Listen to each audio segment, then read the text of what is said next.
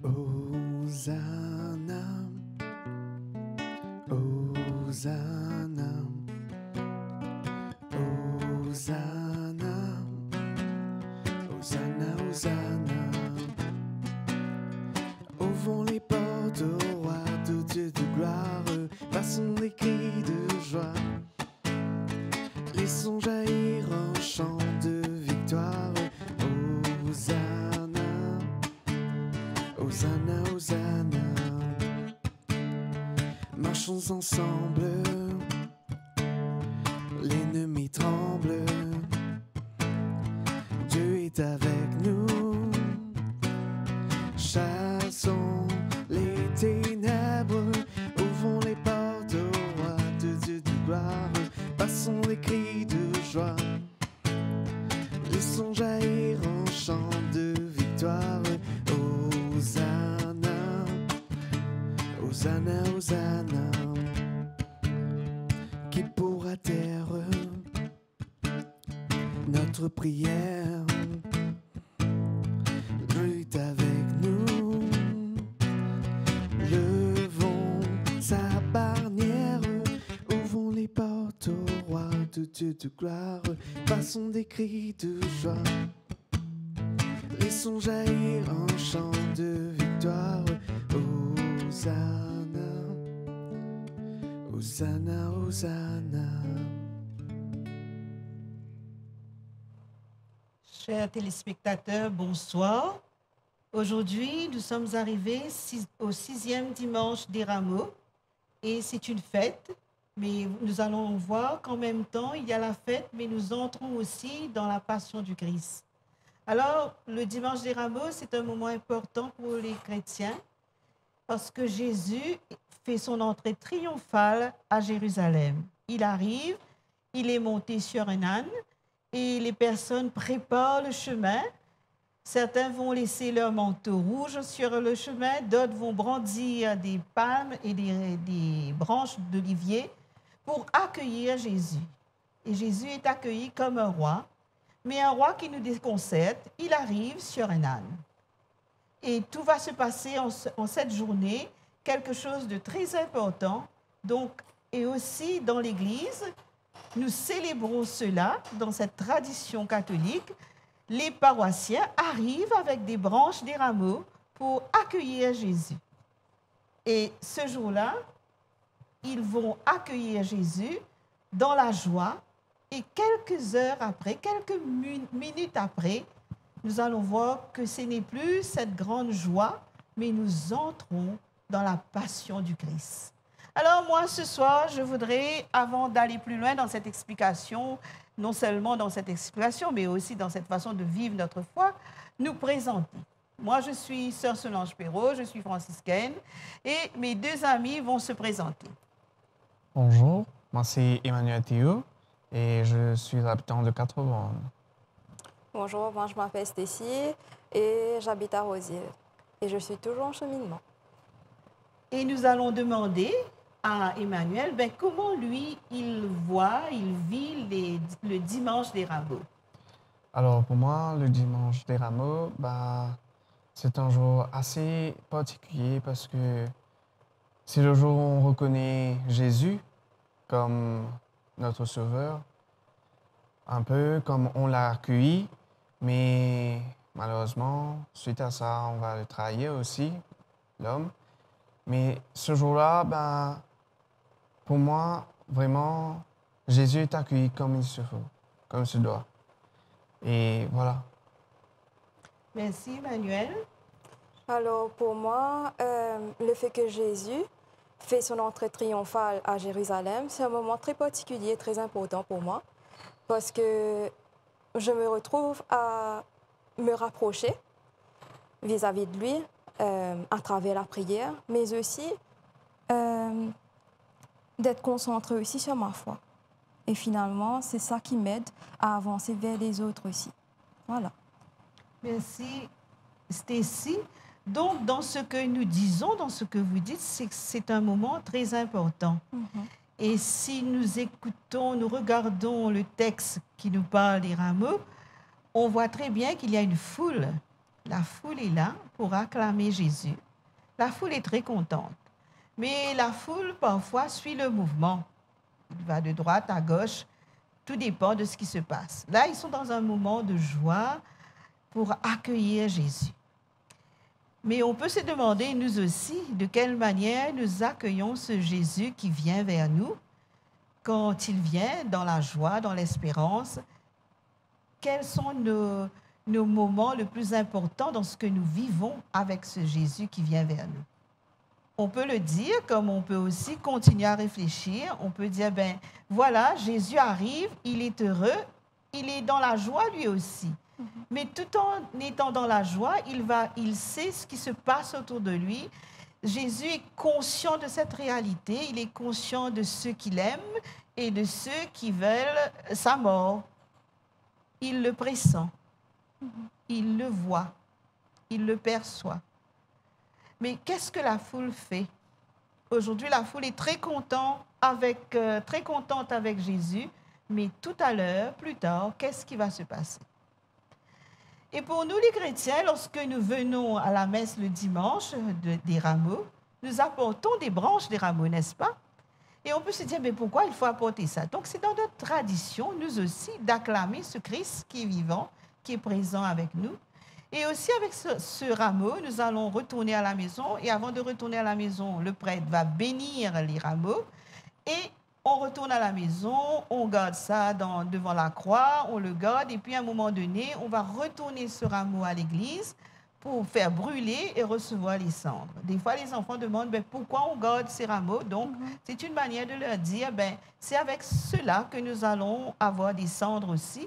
Mais c'est une manière symbolique de vivre notre foi, de dire, nous avons brandi le rameau pour le Seigneur, mais de quelle manière nous continuons à garder Jésus présent dans notre vie. Et cela fait suite à ce que je vous ai dit au départ, c'est la passion. Donc, les gens sont heureux, mais on va rentrer tout de suite dans la passion. Dans cette même matinée où nous célébrons l'Eucharistie, tout de suite, après l'évangile des rameaux, on va entrer dans la grande lecture de la passion. Peut-être on peut maintenant écouter un chant et après on va continuer notre réflexion. Sur la croix, vers le ciel, sur le bois d'édifice, c'est mon fils. Sur ses bras qui ruissellent, sous le poids du supplice, c'est mon fils. Dans les bras de ton Père, dans la soie qui te tisse, va mon fils. Dans le froid qui te serre, dans ta soif de justice, va mon fils. Faire le deuil de ton regard, c'est te garder sans te voir. Toi que l'on arrache au monde, le chagrin minot. Faire le deuil de ces moments où nous avons tout le temps de vivre pour tous les deux en se remettant à Dieu.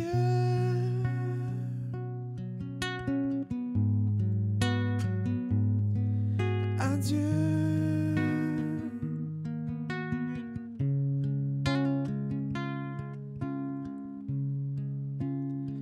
Sur la croix vers le ciel, dans la voix qui t'appelle, mon fils, dans l'éclat éternel, pour que tout s'accomplisse, va, mon fils. Deuil de ton regard, c'est te garder sans te voir. Toi que l'on arrache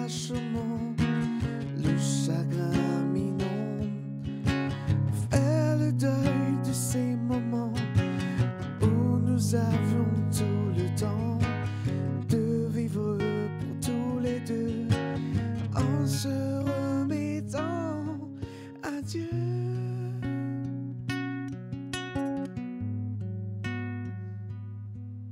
À Dieu. Après avoir écouté le chant et parlé aussi de ce dimanche des rameaux, nous entrons dans la grande semaine, la semaine sainte. Et la semaine sainte, c'est le moment où, pendant la lecture de l'Évangile, nous entrons avec Jésus. Jésus qui, au départ, va préparer son dernier repas avec ses disciples. Alors là, Jésus nous montre combien il a aimé ce monde, combien il a aimé ses disciples, combien il a aimé tous ceux qui sont autour de lui, et il va les offrir à son Père. Et après la célébration qu'il fait, le dernier repas, il va sortir, il va partir avec ses disciples dans le jardin, et c'est là qu'il va aller prier avec son papa, avec le Père. Et moi, quand j'écoute cet évangile, je me dis, Jésus nous fait entrer dans la Trinité. Il nous fait entrer en lien avec son Père et avec l'Esprit Saint. L'Esprit l'anime, l'Esprit le conduit à la prière. Il va prier parce qu'il sait ce qu'il est en train de vivre. Et aujourd'hui, dans notre vie, est-ce que nous nous posons la question, quand moi je vis quelque chose de difficile, est-ce que je m'arrête pour prier? Ou bien je suis tellement dépassée par ce qui se passe autour de moi et en moi, je ne prends même pas le temps de penser que Jésus est présent dans ma vie. Or, Jésus, il va même dire à son papa, ben, si c'est possible, éloigne-moi de cette coupe, parce que c'est trop dur, c'est trop difficile.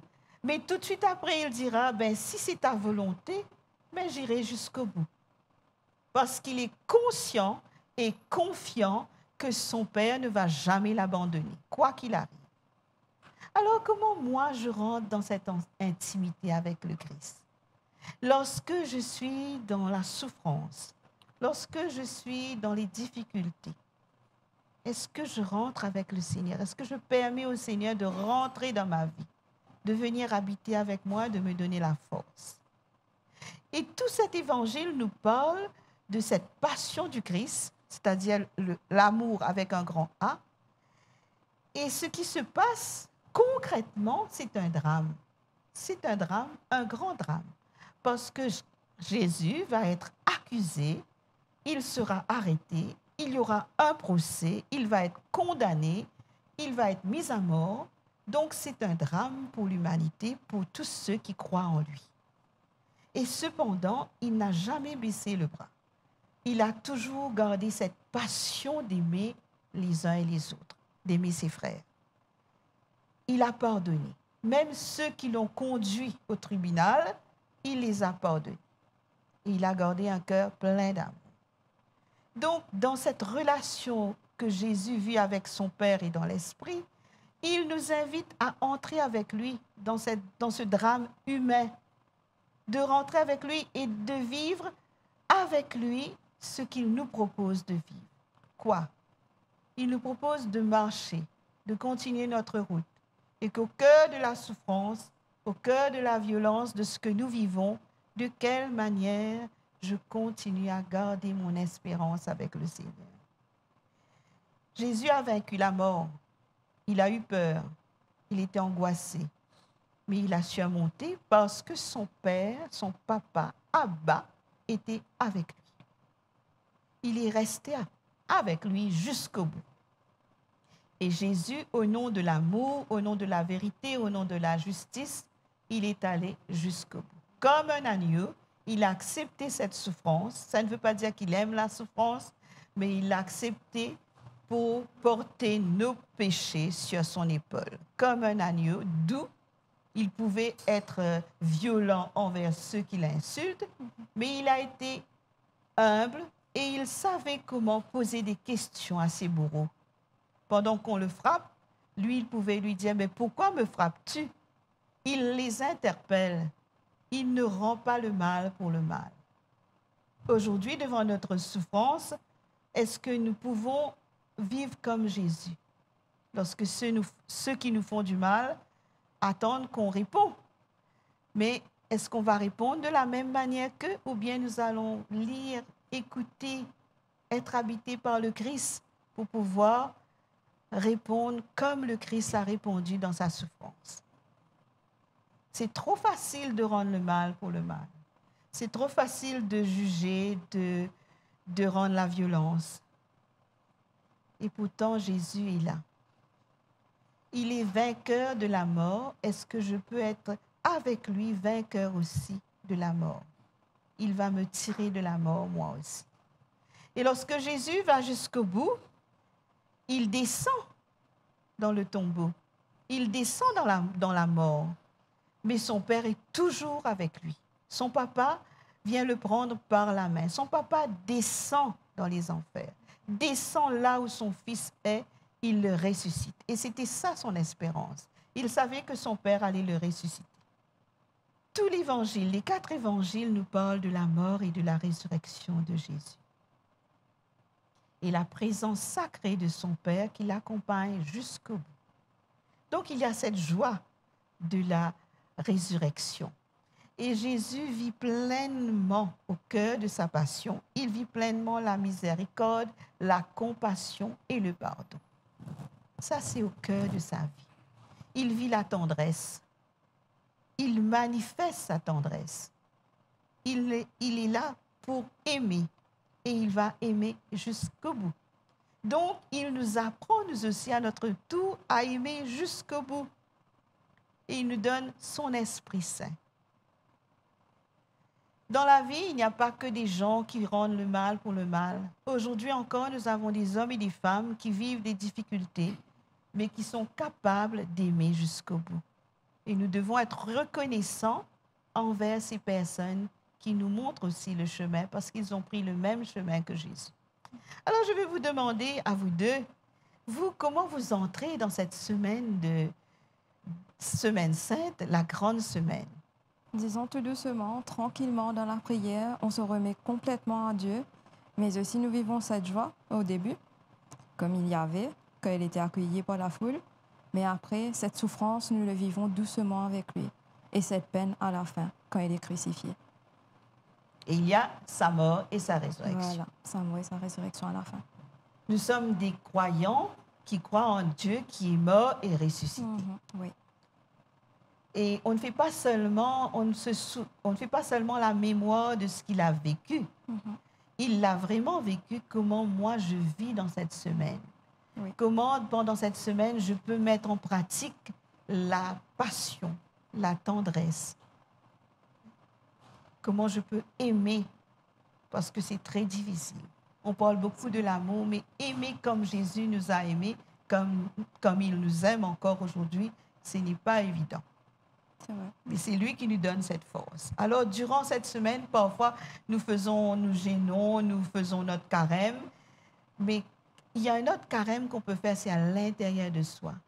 Même si je ne peux pas pardonner l'autre directement, comment je peux continuer à prier, à demander le pardon pour moi-même? Allons prendre un temps pour méditer avec le chant. Crucifié, seul abandonné, tu as souffert, méprisé, rejeté, telle une rose foulée par nos pieds. Tu m'as sauvé, tu m'as aimé. Par-dessus tout. Laissons maintenant monter nos prières, le cri de tous nos jeunes, de nos frères et sœurs vers le Père qui nous écoute, vers Jésus qui est toujours présent. Seigneur, nous prions toi pour tout banzen qui commence ici dans le désir, tenté par beaucoup de choses, qui n'éloignent de toi.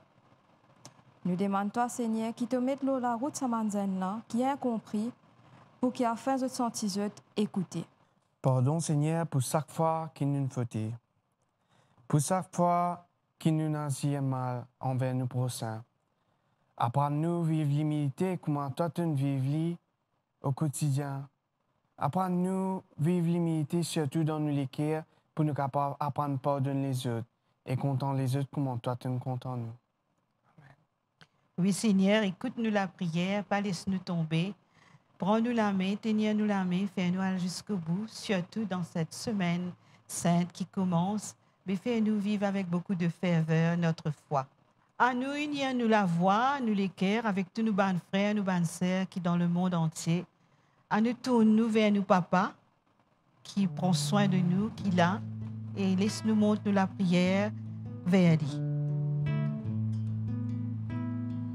Notre Père qui es aux cieux, que ton nom soit sanctifié, que ton règne vienne, que ta volonté soit faite sur la terre comme au ciel. Donne-nous aujourd'hui notre pain de ce jour. Pardonne-nous nos offenses, comme nous pardonnons aussi à ceux qui nous ont offensés.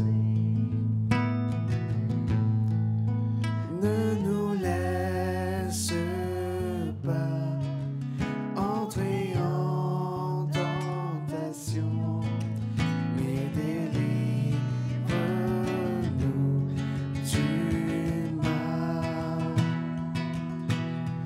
Car c'est à toi qu'appartient le règne, la puissance et la gloire pour les siècles des siècles. Amen. Et bien entendu, Marie, la Vierge Marie, elle reste toujours au pied de la croix. Elle là tout le temps, elle accompagne Jésus jusqu'au bout. Et nous capables de demander ce soir, aide-nous, accompagne-nous dans cette semaine sainte. Je te salue Marie, comblée de grâce. Le Seigneur est avec toi. Tu es bénie Marie entre toutes les femmes. Et Jésus, le fruit de tes entrailles, est béni. Sainte Marie, Mère de Dieu, ô prie pour nous, pauvres pécheurs, et maintenant et jusqu'à l'heure de notre mort. Amen. Ave Maria, Ave Maria, Ave Maria, Ave Maria, Ave Maria, Ave Maria, Ave Maria, Ave Maria, Ave Maria. Merci à vous d'être venus ce soir partager votre foi avec tous vos frères et sœurs. Merci aux téléspectateurs qui nous ont suivis, qui ont participé pleinement avec nous. Et je souhaite à chacun, à chacune de nous, une très bonne semaine sainte. Entrons dans cette semaine avec la foi pour marcher avec Jésus dans sa mort et dans sa résurrection. Ouvrons les portes au roi, tout Dieu de gloire, passons des cris de joie. Laissons jaillir un chant de victoire. Hosanna, Hosanna, Hosanna. Laissons jaillir un chant de victoire. Hosanna, Hosanna, Hosanna.